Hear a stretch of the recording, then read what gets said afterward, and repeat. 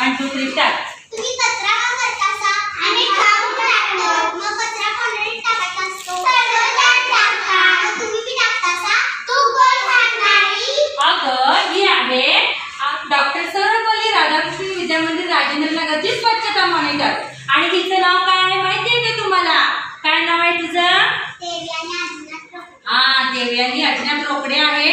आणि ती तुम्हाला स्वच्छता मॉनिटरचं जे जे काम आहे ते तुम्हाला सांगणार आहे, समजावून पण सांगणार आहे.